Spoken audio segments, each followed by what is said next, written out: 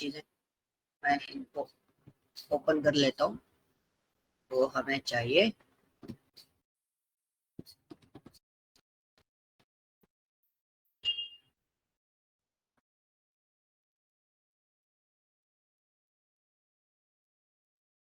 एक तो आज हम देखने वाले हैं स्टोर्ड प्रोसीजर्स कैसे काम करते हैं एंड अनदर वन जो अलग से इंक्लूड किया गया है एंड उसको बताना बहुत जरूरी है, that one is called what windows function. तो विंडोज फंक्शन पे भी हम वर्कआउट करेंगे क्योंकि मार्केट के अंदर ये भी आपसे इंटरव्यूज में पूछा जा सकता है और इस पे वर्कआउट किया जा सकता है। ठीक है, तो सबसे पहले स्टोर्ड प्रोसीजर की बात करते हैं। स्टोर्ड प्रोसीजर होता क्या है, कैसे काम करता है।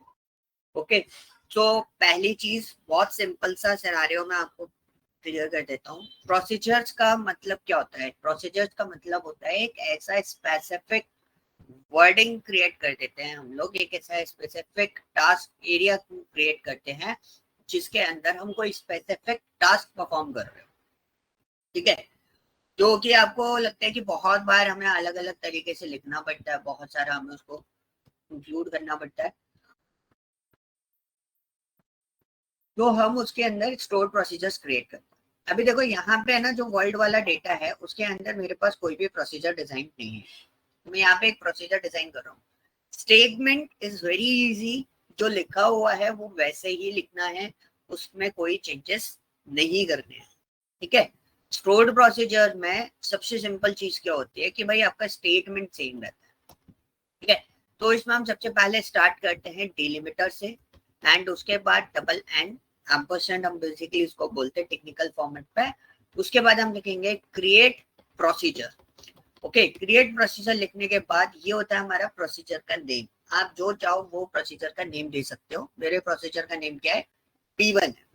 और उसके आगे ये पैरेंथेसिस यानी कि सिंपल ब्रैकेट लगाना कंपलसरी होता है। अगर आप ये नहीं लगाओगे तो वो प्रोसीजर क्रिएट नहीं होगा। ओके, देन उसके बाद you need to write here begin, और उसके बाद आपका सबसे लास्ट में आपको लिखना होता है एंड, और उसके बाद ये डिलिमिटर। ये होता है प्रोसीजर का कंप्लीट सिंटैक्स, जिसमें मैनुअल बेसिस पे आप ये वाला जो पोर्शन है दिस नेम, ये आप अपने अकॉर्डिंग रख सकते हो।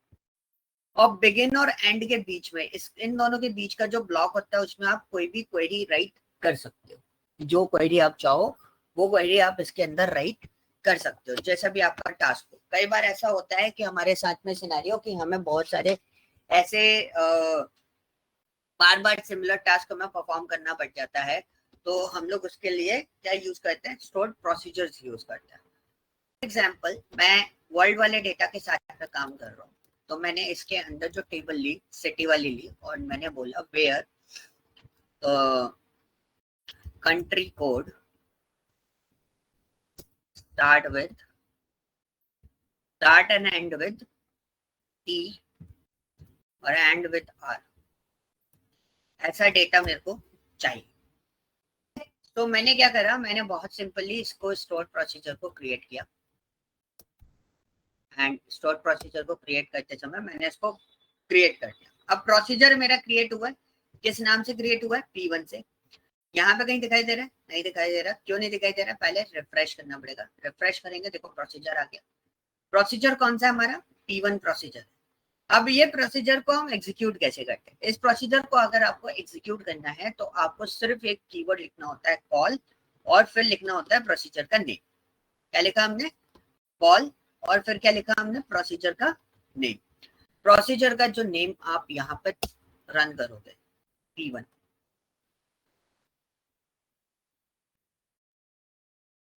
सॉरी ये पहले से कर रखा है सर, ये तो पहले से नहीं कर रखा। एक्चुअल में क्या हुआ कि और ये वाला क्वेरी भी हमारा रन हो गया। ये वाला क्वेरी एक्चुअल में क्या होता है ना, सेमी को मैंने ट्राई किया था सेमीकोलन लगाने से ये काम चल जाए, बट क्वेरी तो हमारा रन हो गया। लेकिन जब मैं इसको रन कर रहा हूँ ना, तो क्या हो रहा है, प्रीवियस वाला क्वेरी पहले रन हो रहा है, मतलब ये वाला क्वेरी आपका आ रहा है इंक्लूड होके इसके अंदर, तो ये क्वेरी रन हो रहा है। उस बेसिस पे क्या बोल रहा है, P1 इज ऑलरेडी एग्जिस्ट, क्योंकि हम तो P1 तो बना चुके हैं, हमें तो कॉल करना है। कॉल करना है तो कॉल करने के लिए आपको इसको सिलेक्ट करना पड़ेगा। सिलेक्ट करने के बाद you can execute this one and just wait, और आपको इस टाइप का डेटा वो फैच करके दे देगा। ये देखो आ गया कंट्री कोड, TUR जो डेटा था वो हमारा एग्जैक्टली एक्सट्रैक्ट होकर हमारे पास आ रहा है।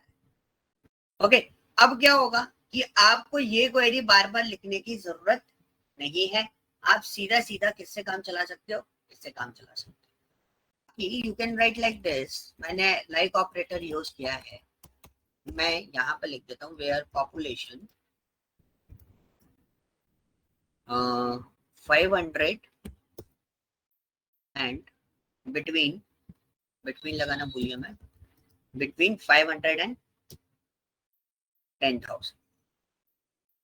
तो ऐसे वाले डेटा मेरे को दे दो, बाकी और कोई डेटा नहीं चाहिए। तो उससे पहले मेरे को प्रोसीजर ड्रॉप करना पड़ेगा, so I'll drop this procedure. So if you want to review the query, you can just write here drop procedure P1, सिर्फ आप इतना भी लिख के काम चला सकते हो, ठीक है। तो मैंने यहाँ पे इसको रन कर देना है, सिलेक्ट करो, रन करो, मेरा फिर से P1 प्रोसीजर बन के तैयार हो गया। अब मैं इस P1 प्रोसीजर को चलाऊंगा तो मेरे पास कौन कौन सी कंट्रीज आएंगी जिनका पॉपुलेशन 500 से 10,000 के बीच में है, सिर्फ वो कंट्रीज हमारे सामने एक्सट्रैक्ट होंगी और कोई कंट्रीज हमारे सामने एक्सट्रैक्ट नहीं, ठीक है। तो ये एक पोर्शन हो गया कि भाई आपको अगर बार बार ये काम करना पड़ रहा है तो आप क्या कर रहे हो, एक प्रोसीजर बना ले रहे हो, हर बार उस प्रोसीजर को कॉल कर देना। अब यहाँ पे काउंटर क्वेश्चन आया था मेरे पास कि भाई फिर भी तो आप क्वेरी एडिट कर दो ऊपर जाके, अब मेरे को ये पॉपुलेशन 50,000 से 55,000 के बीच की चाहिए, तो भाई मैं फिर यहाँ पे लिखूंगा 50,000 से इतना चाहिए मुझे 55,000 तक का। तो अब मैं इसको फिर से डिलीट करूंगा, फिर चलाऊंगा, फिर बनाऊंगा, ये प्रॉब्लम होगी।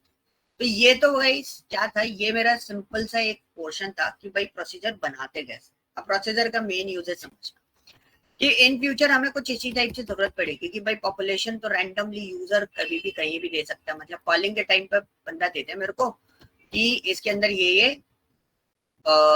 इतने इतने पॉपुलेशन वाला डेटा निकाल के देते। तो हमने क्या करा, हमने एक और प्रोसीजर बनाया, उस प्रोसीजर के अंदर हमने पैरामीटर डिजाइन, तो मैंने यहाँ पे लिख दिया parameter start year, integer, and year. तो मैंने दो वेरिएबल यहाँ पे क्रिएट किए, एंड ईयर और स्टार्ट ईयर में, एंड स्टार्ट पॉपुलेशन ये लिख दिया और एंड पॉपू, ठीक है। तो यहाँ पे लिखा और दोनों को मैंने इंटीजर फॉर्मेट में लिया, डेटा टाइप देना कंपलसरी होता है। तो प्रोसीजर कौन सा मेरा P2 है, ये मैं यूजर से इनपुट लूंगा कि आप बताओ आपको कौन सा चाहिए, ठीक है। तो अब मैंने क्या करा, बस क्वेरी में क्या करा, मैंने यहाँ पे लिखा, मेरा क्वेरी एक्चुअली मूवी के लिए बना हुआ था, तो सिटी के लिए बनाना है, मैं यहाँ पे कर देता हूँ city where population between this start, मतलब उस स्टार्ट के बाद जो डेटा आएगा वो, और जो एंड डेटा आएगा वो। अब हमारा ये प्रोसीजर कैसा हो गया, ये टाइप का नहीं है, इसमें क्या था, इसमें पैरामीटर नहीं दिए थे, तो हम इस क्वेरी पर डिपेंडेंट थे। अब हम पैरामीटर पर डिपेंडेंट है, यहाँ पे जो डेटा है वो इन दोनों पैरामीटर्स के बेसिस पे चलेगा। पहले हम इस प्रोसीजर को क्रिएट करते हैं and we refresh this one, P2 हमारा बन गया। अब हम P2 को कॉल करेंगे, तो P2 को हम कॉल करेंगे तो हमें पता है 500 से 1000 के बीच का जो मेरा पॉपुलेशन है वो मुझे एक्सट्रैक्ट करके चाहिए। मैंने इसको रन किया तो 500 से 1000 के बीच का। अब यूजर बोलते हैं कि मेरे को 50,000 से 55,000 तक के बीच का चाहिए, तो कोई दिक्कत नहीं है भाई, आपको तो लिखना ही है, ये हमने 55,000 लिख दिया, 50,000 से 55,000 के बीच का। अब मेरे को बार बार जो प्रोसीजर था वो डिजाइन करने की जरूरत नहीं पड़ेगी, मुझे बस क्या करना है, इस पर्टिकुलर पार्ट को कॉल कर देना है। यहाँ पे मैंने इस पर्टिकुलर पार्ट को कॉल कर दिया तो मेरे पास डेटा निकला है। तो मेरे को बार बार P2 प्रोसीजर को कॉल करने की, मतलब मॉडिफाई करने की जरूरत नहीं पड़ेगी, इसकी क्वेरी मेरे को बार बार मॉडिफाई नहीं करनी पड़ेगी। तो हम यहीं से इस पे पूरा का पूरा वर्कआउट कर सकते हैं। Is this clear? यस, कोई डाउट? No sir. ठीक है, बहुत स्ट्रेट फॉरवर्ड है, कोई दिमाग नहीं लगाना, बहुत सीधा साधा सिंपल केस में चलता है।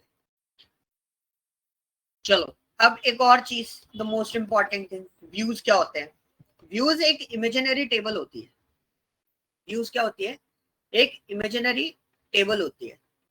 तो मेरे पास from two course, let me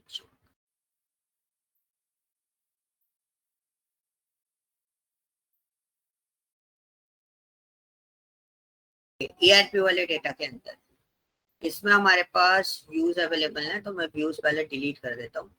drop view की क्वेरी भी आप ऐसी लिखते हो, व्यू लिखना होता है तो इजीली ड्रॉप हो जाता है, ड्रॉप व्यू करके आप उसको ड्रॉप भी कर सकते हैं।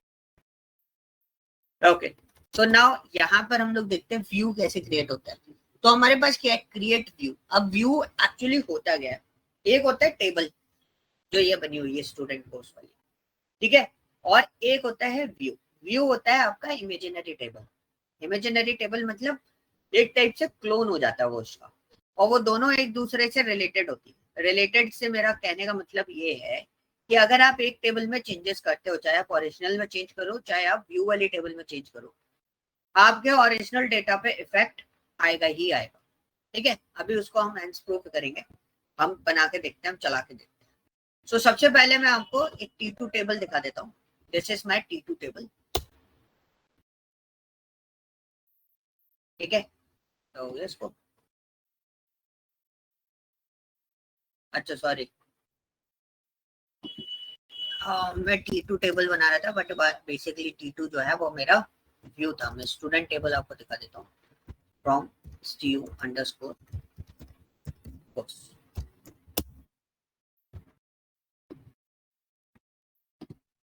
ठीक है। This is my course table, जिसमें मेरे पास स्टूडेंट की आईडी है, स्टूडेंट कोर्स है और स्टूडेंट फी है, ठीक है। सो अब मैंने क्या करा, मैंने एक सिंपल सा करा, मैंने एक व्यू क्रिएट किया T2 नाम का, ठीक है। व्यू क्रिएट किया किसके नाम का, T2 नाम का, एज इज एलियस फॉर्मेट।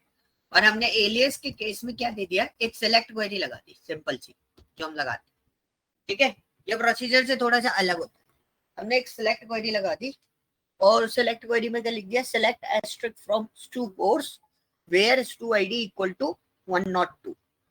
तो ये क्या करेगा, स्टूडेंट आईडी जिसकी 102 है वो अब किसके नाम से पता चलेगी, T2 के नाम से पता चलेगी। तो पहले हम इसको क्रिएट करते हैं। ये टेबल्स एक्चुअली क्या होता है ना, जब हम किसी को डेटा दे रहे होते हैं, हमें स्पेसिफिक डेटा देना है। ओरिजिनल डेटा में तो काफी सारा डेटा है, अब आपको स्पेसिफिक डेटा देना है तो always we create what, views. हम व्यूज क्रिएट करके उसको देते हैं, तो वो जब भी उस पर्टिकुलर डेटा को फाइंड आउट करेगा तो सिमिलर फॉर्मेट में दिखाई देगा। अभी मैं आपको एक और डेटा बना के दिखा दूंगा ऐसे ही, तो आपको और क्लियर हो जाए। तो देखो मैंने T2 बनाया, अब क्या होगा, ये मेरी ओरिजिनल टेबल है। जब मैं ओरिजिनल टेबल को रन कर रहा हूँ तो मेरे पास सारा डेटा आ रहा है, लेकिन जब मैं T2 वाले को रन करूंगा, मैं अपने व्यू को रन करूंगा, तो व्यू में मैंने क्या डाला था, जिसका 102 स्टूडेंट आईडी है उसी का सारा डिटेल डाला था। तो 102 वाले का डेटा मेरे पास आ रहा है, ठीक है। So this is the format कि हम किस तरीके से व्यू का यूटिलाइजेशन कर सकते हैं। हम स्पेसिफिक टेबल आपको प्रोवाइड करते हैं, ओके। नाउ अब जो मैंने बात बोली थी कि भाई अगर मैं, पॉइंट क्या था, किसी ने मेरे को बोला अगर आप ओरिजिनल टेबल में 102 वाली आईडी पे कुछ चेंजेस करते हो, तो हमने क्या करा, हमने स्टूडेंट कोर्स के अंदर, मतलब इस टेबल में, मैं अभी व्यू में कोई चेंजेस नहीं करा, मैंने एक चीज थ्योरी चेक करी कि एक्चुअली मेरे पास व्यू में डेटा क्या है। पहले डेटा ध्यान से देखना,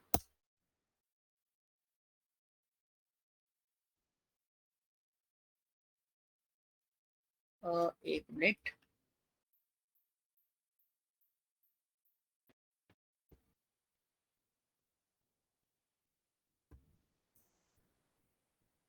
ठीक है।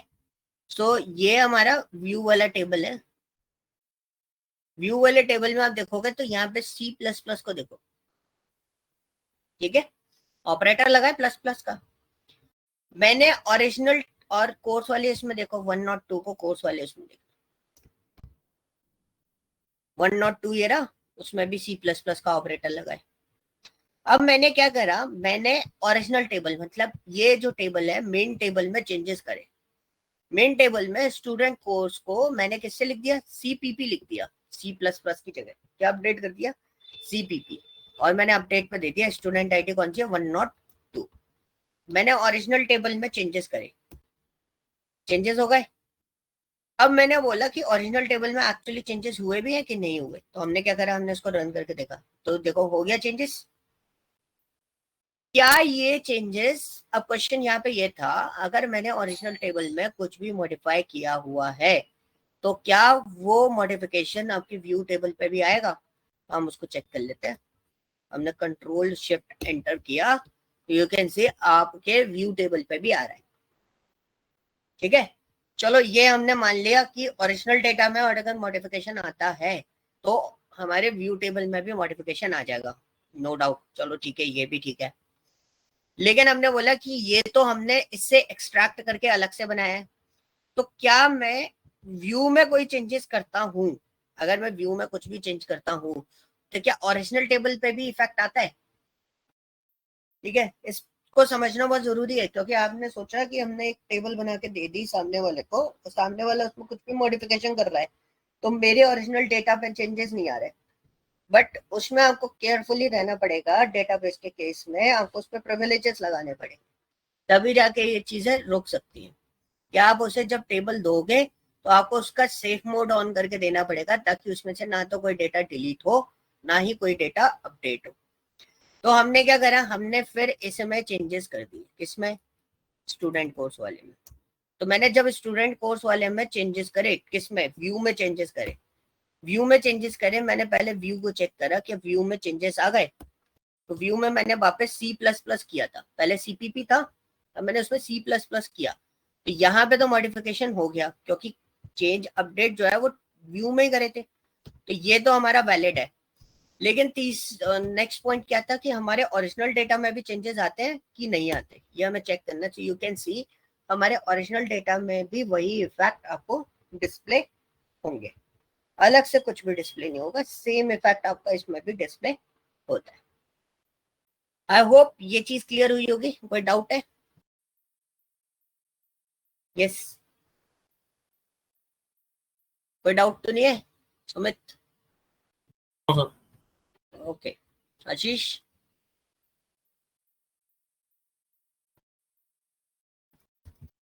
एक व्यू और बना के बता रहा हूं मैं आपको, इंडिया के नाम से। क्रिएट व्यू इंडिया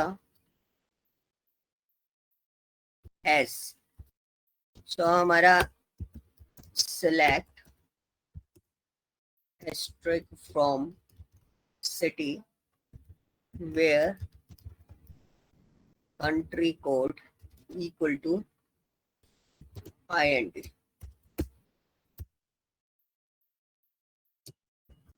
ठीक है, ये हमने चला दिया। अब हम इसमें सिलेक्ट asterisk from इंडिया, मैंने सिटी वाइज डेटा बनाया है और मैंने उसको देखा कि इंडिया के अंदर एक्चुअली सिर्फ इंडिया का डेटा आना चाहिए। तो हमने इसको रन किया तो ये हमारा व्यू टेबल हमारे पास आ गई।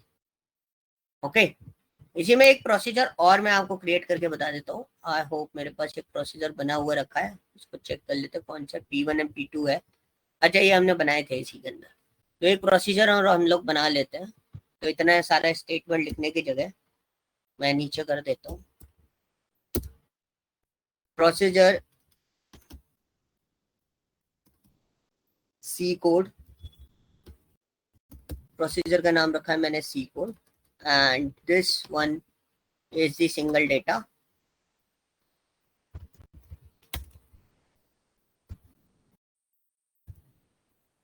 कंट्री कोड, और इसको हम दे देते हैं varchar।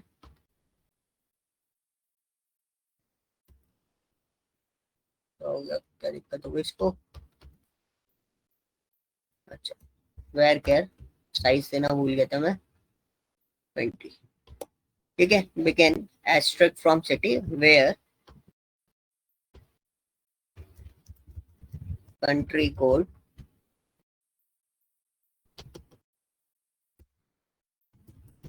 स्पेलिंग में थोड़ा सा वो हो सकता है,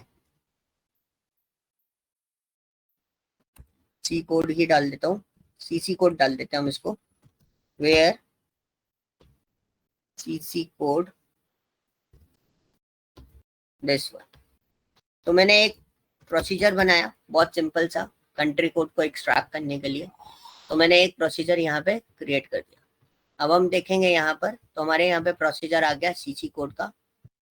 और अब यूजेस देखना मैं किस तरीके से यूज करता हूँ। पहली चीज तो मैं एक कॉल कर लेता हूँ सीसी कोड को, क्रॉस वेरीफाई कर लेते हैं हम लोग।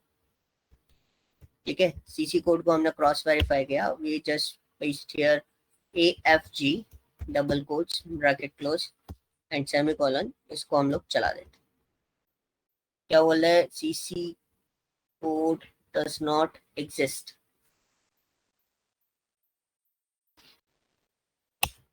Okay, now done. मैंने प्रोसीजर का नाम गलत लिख रखा था। तो अफगानिस्तान का डेटा मेरे पास 5 होके आ गया। सो नाउ अगर आपको कोई बोलता है कि यार मेरे को है ना कंट्रीज की वो बनानी है, क्या बोलते हैं, व्यू बनाना है, so what we do, create view Afghanistan, ठीक है, एस, अब आपको कंट्रीज का व्यू बनाना है, as select sorry call C code bracket double quotes AFG।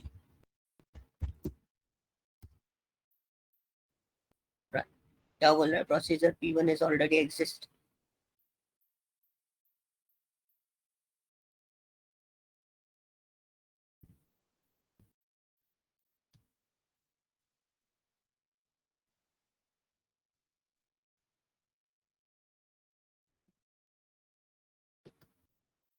एक मिनट, हमने क्या गड़बड़ करी है, manual corresponding server rate syntax call,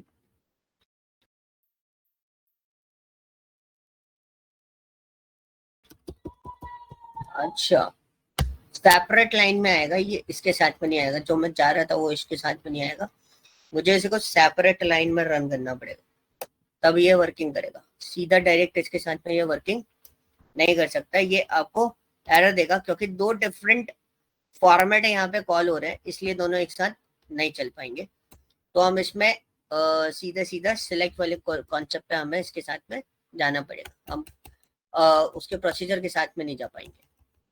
ठीक है, सो ये एक प्रोसीजर मैंने यहाँ पे क्रिएट करके दिया, क्योंकि मेरे को ऐसा लगा था कि आपको मैंने न्यूमेरिकल वाला क्रिएट करवाया है, सो मे भी आपको कंफ्यूजन हो कि क्या ये टेक्स्ट के साथ में भी इसी तरीके से वर्कआउट करता है या फिर नहीं करता है।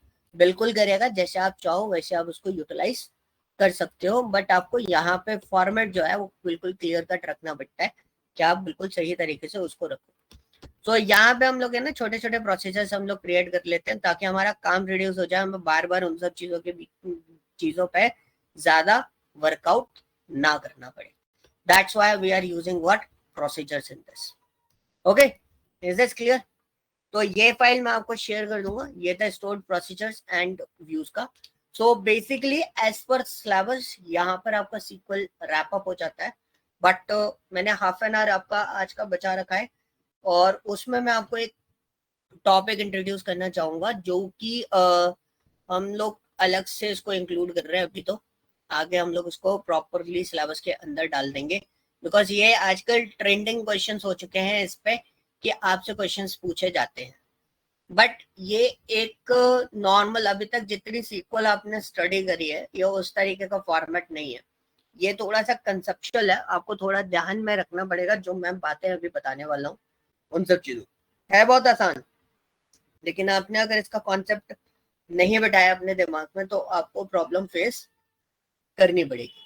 तो फर्स्ट ऑफ ऑल पहला मैं आपको एक चीज क्लियर कर देता हूँ बहुत सिस्टमैटिकली, कि अभी तक आप जितना भी सीक्वल स्टडी कर रहे थे उसमें आप जो डेटा का फॉर्मेट आप मैनेज कर रहे हो, या डेटा को जिस तरीके से आप हैंडल कर रहे हो, वो कॉलम वाइज कर रहे हो। ठीक है, अभी तक हमने कोई भी डेटा रो वाइज नहीं निकाला है। अब कंडीशनल बेसिस पे रो वाइज डेटा देख रहे हो, बट डिवाइडेशन, जैसे अगर मैं बात करूं ग्रुप बाय की, तो वो आपका रो वाइज नहीं था, वो आपका कैसा था, कॉलम वाइज डिवाइडेशन था। अगर हम row wise डिवाइडेशन, row wise maintenance करते हैं या रो वाइज किसी डेटा को देखते हैं, so we always use what, windows function. हम लोग क्या यूज करते हैं, विंडोज फंक्शन यूज करते हैं। Window function basically row wise काम करता है, बट आपको इसको समझने के लिए इसका पूरा कॉन्सेप्ट अच्छे से समझना पड़ेगा, जो मैं आपको बताने वाला हूँ। ये फाइल मैं आपको एज इट इज दूंगा, इसमें डेटाबेस ऑलरेडी क्रिएटेड है, इसमें आपके पास यहाँ पे टेबल ऑलरेडी क्रिएटेड है और डेटा इंसर्शन भी है। तो आपको बस इनको चलाना है, सिंपली इनको रन कर देना, जिससे आपकी सारी एंट्रीज वगैरह सब कुछ हो जाएगा। अब मैं यहाँ पर आता हूँ, मैं पहले आपको टेबल दिखा देता हूँ। What's my table, this is my table. यहाँ पे आप बहुत ध्यान से देखना कि मेरे पास यहाँ पे नेम है, स्टूडेंट आईडी और उनके मार्क्स है। बट ये एक मेन सिस्टम है हमारे पास, ब्रांच में वी कैन सी यहाँ पे जो ब्रांचेस हैं वो डिवाइडेड है, CSC, ECE, triple E, mechanical. हर ब्रांच के 4 बंदे मेरे पास अवेलेबल हैं और 4 ब्रांचेस हैं मेरे पास।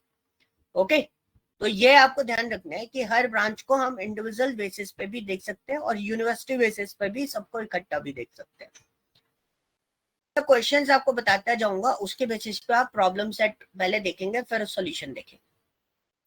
तो पहला प्रॉब्लम सेट क्या था? पहला प्रॉब्लम सेट था कि सिलेक्ट करो ब्रांच को, एवरेज मार्क्स निकालो। सर आशीष को आवाज नहीं आ रही सर। ओके, तो वेट कर लेते हैं।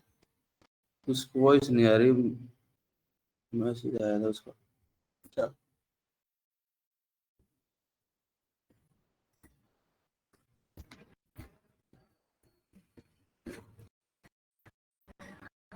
अभी मैंने क्या करा, ब्रांच वाइज एवरेज निकालना चाह हर स्टूडेंट का। तो ऑब्वियसली बात है, ग्रुप बाय किसके बेसिस पे कर देंगे हम? ब्रांच वाइज ग्रुप बाय कर देंगे। यू कैन सी मैंने इसको रन किया, तो रन किया, हर ब्रांच का एक इंडिविजुअल एवरेज हमारे पास आ रहा है। ट्रिपल ई का एवरेज कितना है, सीएससी का टोटल एवरेज कितना है, ईसी का टोटल एवरेज कितना है, मैकेनिकल का टोटल एवरेज कितना है। Is it clear? ये तो बहुत आसान सा था, ये हम करते हुए आ रहे हैं, ये हमने पढ़ा हुआ है अभी तक। तो विंडोज फंक्शन का एग्जैक्टली वर्किंग फॉर्मेट क्या है? विंडोज फंक्शन के बेसिस पे मैं क्या चाहता हूँ, मैं आपको एक चीज बताता हूँ। मैं अब पूरा एवरेज निकाल के तो बताता हूँ। सारे मार्क्स का एक एवरेज कितना है? 75।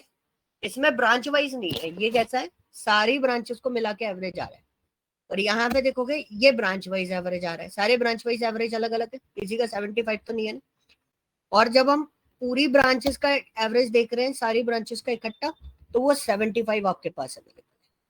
Okay, so this is a format कि इन दोनों चीजों को आपको ध्यान में रखना है। अब हमने क्या करा, अब हम चाहते हैं कि रिजल्ट कैसा दिखाई दे। रिजल्ट कैसा दिखाई दे मैं आपको बताता हूँ। ये आपके पास डेटा आ रहा है पूरा, हम क्या चाहते हैं, एक और कॉलम क्रिएट हो एवरेज मार्क्स का, और यहाँ पर ट्रिपल ई वालों के एवरेजेस लिखे हुए हैं।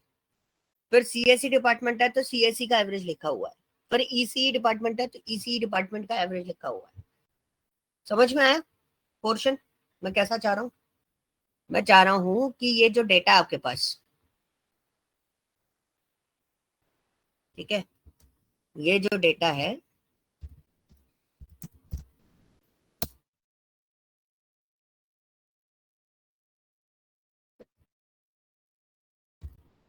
हो गया, आया नहीं?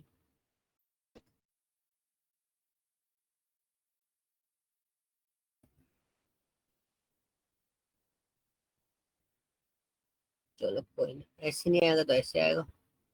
ये डेटा हमारे पास अवेलेबल है, हम इसको ले लेते हैं। गलत ले लिया यार।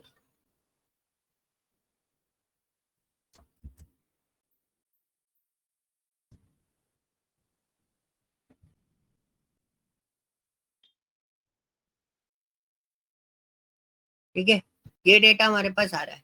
अब हम क्या चाहते हैं, हम चाहते हैं कि एक और कॉलम यहाँ पे क्रिएट हो अलग से, और उसमें हमारा इंडिविजुअल बेसिस पे मार्क्स आ जाए इनके। सो ट्रिपल ई पे जो हमारे मार्क्स होंगे वो अलग हो, मतलब यहाँ पे 74 लिखा हुआ है। सीएससी का सपोज 78 था, सीएससी का सपोज 78 था, तो 78 वाला ये आए। इधर से इधर तक 74, इधर से इधर तक 78, और इसका सपोज हमारा 88 था तो इसका 88 लिखा हुआ है। लाइक दिस टाइप हमारे मार्किंग अटैच होके आ जाए, मतलब एवरेज मार्क्स। तो हमने क्या करा, हमने बहुत सिंपली एक केस बनाया। हमने सिंपल केस क्या बनाया, हमने यहाँ पे लिखा select asterisk average marks over. Over is a clause, जो कि हमारा उसके साथ में हम लोग यूज करते हैं, एक हमारे पास मेथड हम उसको बोल सकते हैं, विंडो फंक्शन होता है ओवर, ठीक है। सो ओवर क्या करता है, आपको इस तरीके से एक पॉसिबिलिटीज देता है कि आप एवरेज एस्ट्रिक लगाने के बाद एवरेज मार्क्स आपके साइड में लिखे हुए आ जाए। तो देखो इस तरीके से आपके पास आएंगे, बट ये आ क्या रहा है, ये आ रहा है जितने भी मार्क्स हैं उन सब का जो एवरेज पॉइंट है वो आ रहा है, एवरेज मार्क्स आ रहे हैं। बट हमें तो ऐसा चाहिए नहीं था, हमें चाहिए था ट्रिपल ई का एवरेज मार्क्स ट्रिपल ई के सामने, सीएससी का एवरेज मार्क्स सीएससी के सामने। ये सबसे करेक्ट फॉर्मेट होता है, हमें ओवरऑल एवरेज मार्क्स नहीं चाहिए। तो अब हम इसके अंदर एक सिंपल सा क्लॉज यूज करते हैं, उस क्लॉज को बोलते हैं पार्टीशन बाय। जैसे आपका ग्रुप बाय होता है ना, वैसे ही इसमें क्या होता है, पार्टीशन बाय होता है। तो हमने बहुत सिंपल ही करा, select asterisk average marks over partition by branch. तो हमें पार्टीशन किस बेस पे करना है, ब्रांच वाइज पार्टीशन करना है। तो अब हम इस डेटा को कैसे देखेंगे, रो वाइज देखेंगे, ठीक है। ग्रुप बाय में भी रो वाइज डेटा आपको जैसे ये डेटा दिखा रहा था, लेकिन ये इंडिविजुअल रिजल्ट दे रहा था। आप उसको सीधा का सीधा जैसा मैं चाह रहा था ना वैसा नहीं आएगा। अब हम क्या चाह रहे थे, हम कुछ इस तरीके का डेटा चाह रहे थे। यू कैन सी यहाँ पे आप देखोगे तो यहाँ पे सीएससी का एवरेज सीएससी के सामने आ रहा है, ईसी का एवरेज ईसी के सामने आ रहा है, ट्रिपल ई का एवरेज ट्रिपल ई के सामने आ रहा है, मैकेनिकल का एवरेज मैकेनिकल के सामने। This is the benefit, this is the facility of Windows function कि हम इस तरीके से अपने डेटा को रिप्रेजेंट कर सकते हैं। तो आप इस तरीके से आप एज लगा दो और यहाँ पे लिख दो एवरेज मार्क्स, ठीक है। सो मेरे को इसको अंडरस्कोर लगाना पड़ेगा क्योंकि हम ऐसे दे नहीं सकते, इसको रन कर देते हैं। So you can see this is an average marks, but इसमें डिवाइडेशन कैसे है, ब्रांच वाइज है, सीएससी का अलग है, ईसी का अलग है, इनका अलग अलग जा रहा है।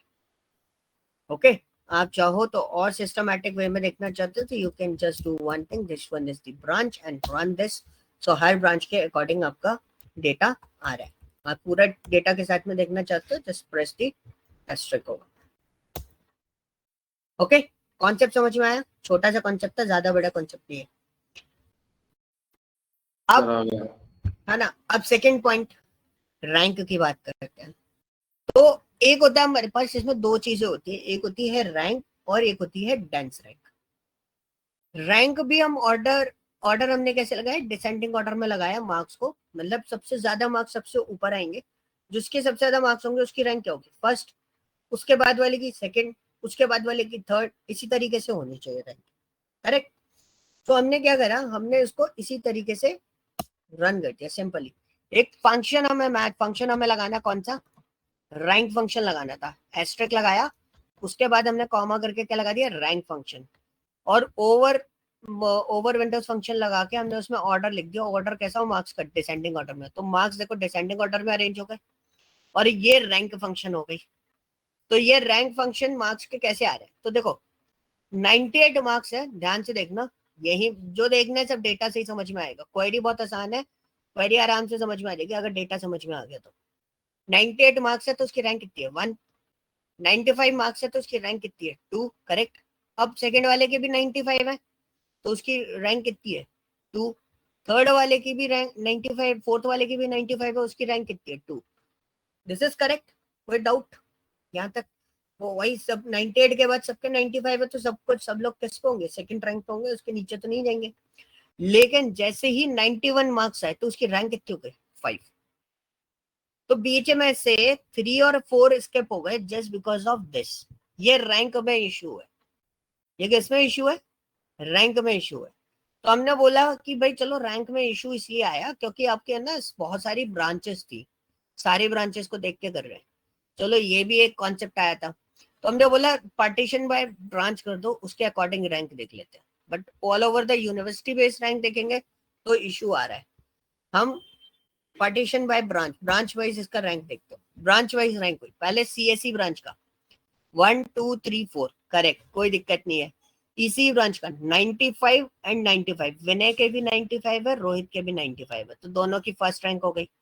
लेकिन अंकित के उसमें चेंजेस हो गए, अंकित के उसमें क्या हो गया, थर्ड।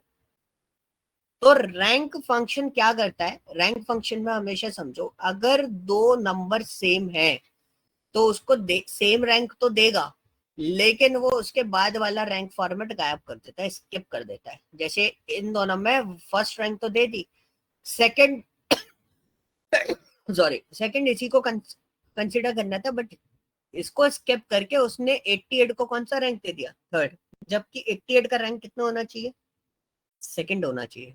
ये इशू किसके साथ में था, रैंक के साथ में था।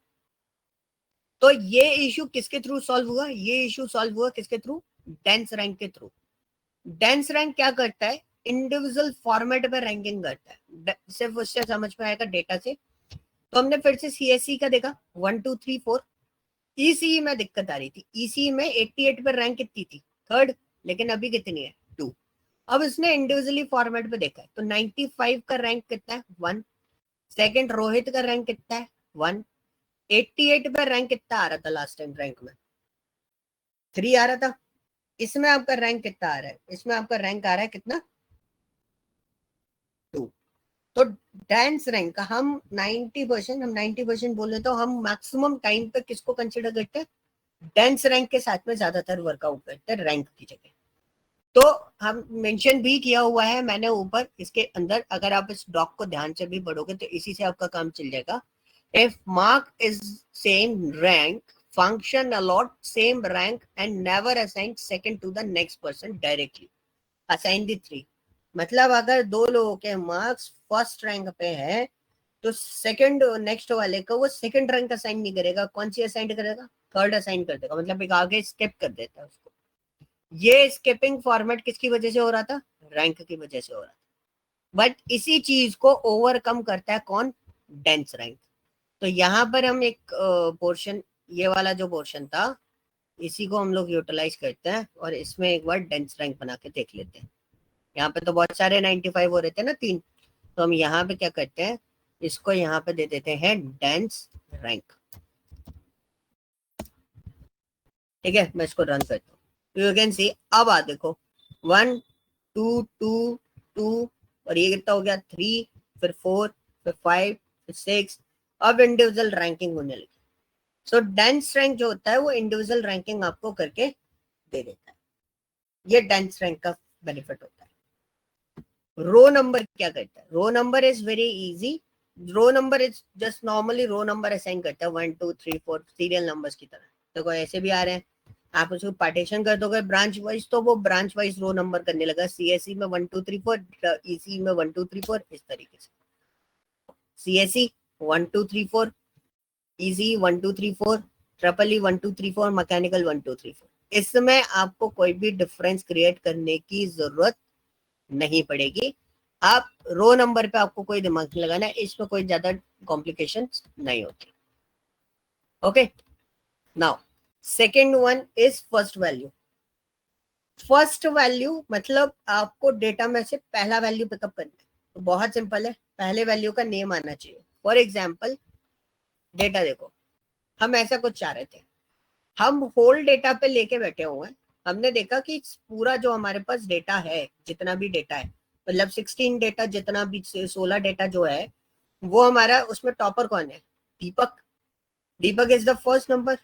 तो यहाँ पे एक अलग से कॉलम बन जाए और सबके आगे उसका नाम आ जाए।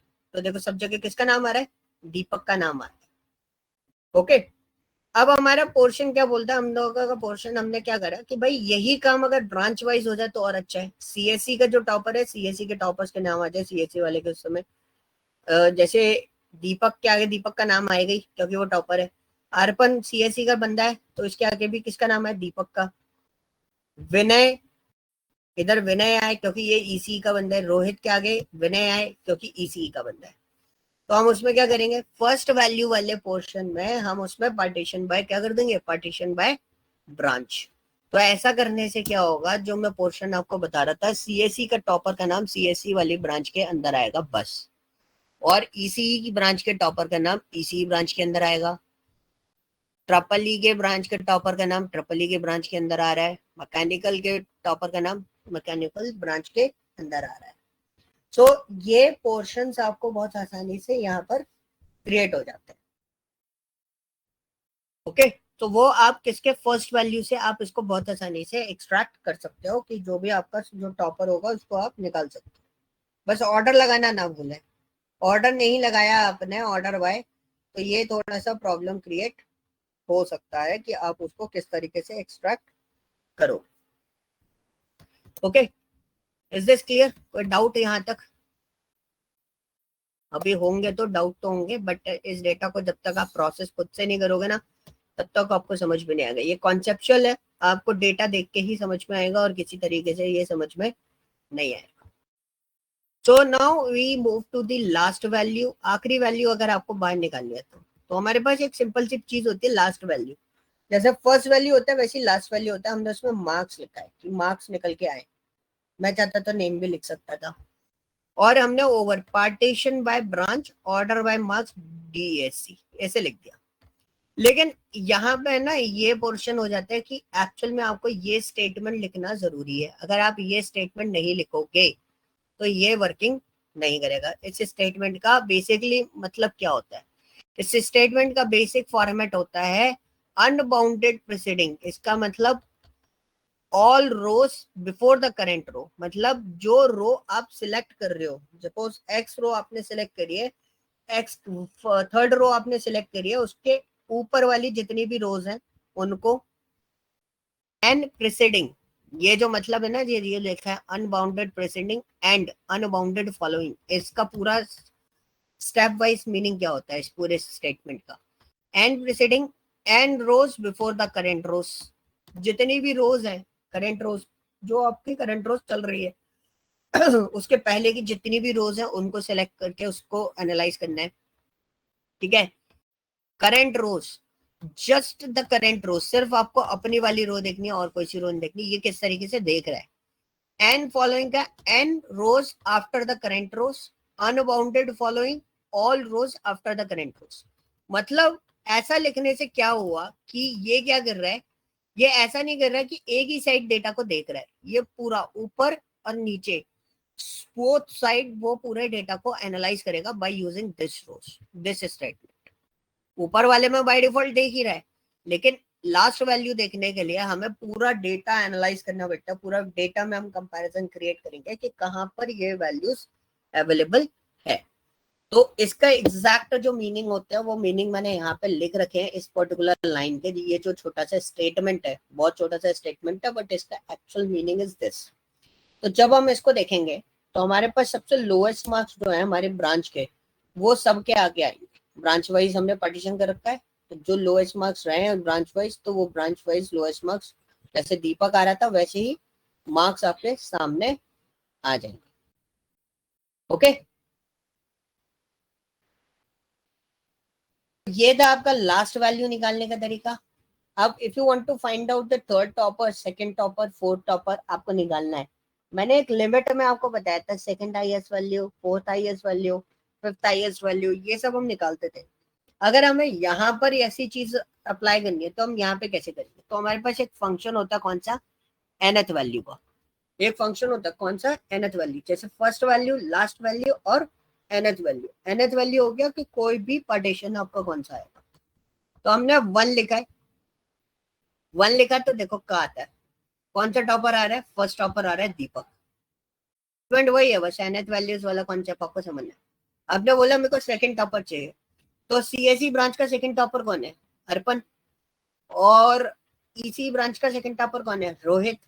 तो हमने इसको रन करा, रन करेंगे तो नाम चेंज हो जाएंगे, सेकंड टॉपर्स के नाम आने लगेंगे ब्रांच पर। देखो अर्पण, रोहित, नितेश, अमित, सेकंड टॉपर के नेम आ रहे सारे के सारे।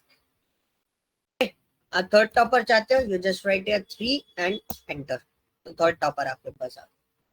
दिस इज द फॉर्मेट कि आप nth टॉपर किस तरीके से आइडेंटिफाई कर सकते हो। ओके, सो ये बहुत इजी तरीका होता है इसको आइडेंटिफाई करने। सो आपका जो सबसे ज्यादा यूजेज आता है विंडोज फंक्शन में, मैं आपको क्लियरली बता देता हूँ। एक तो डेंस रैंक आपको यूज में सबसे ज्यादा आएगा, एक ओवर पार्टीशन बाय वाला जो सेक्शन था वो सबसे ज्यादा यूज में आएगा। First value, last value, nth value, इसमें बहुत रेयर केस में हम लोग यूटिलाइजेशन देखते हैं मार्केट के अंदर। जो सबसे ज्यादा यूटिलाइजेशन होता है वो ऊपर वाले पोर्शन में सबसे ज्यादा यूटिलाइजेशन।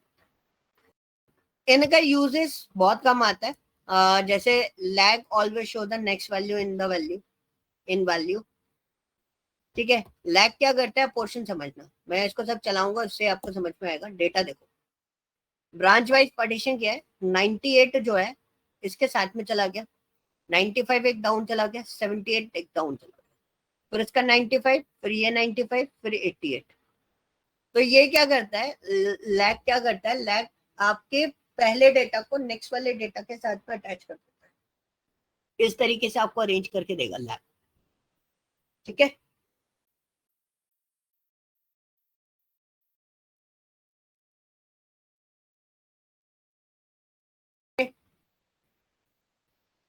लैग आपका नेक्स्ट डेटा में ये डेटा अरेंज करके देता है।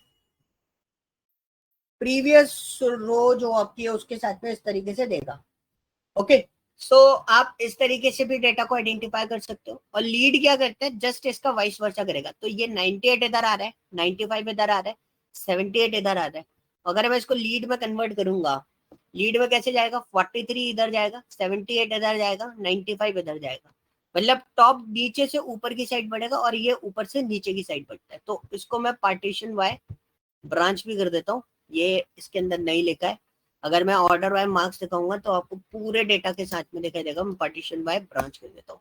You can see partition by branch करा, यू कैन सी 43 एक अप गया, 78 एक अप गया, 95 एक अप गया। तो दिस इज अ फॉर्मेट कि ये लैग और आपका लीड होता है। And this is an alternative format for the self join. तो इसमें आप कंपैरिजन भी क्रिएट कर सकते हो और ये ऑल्टरनेटिव फॉर्मेशन होता है सेल्फ ज्वाइन का।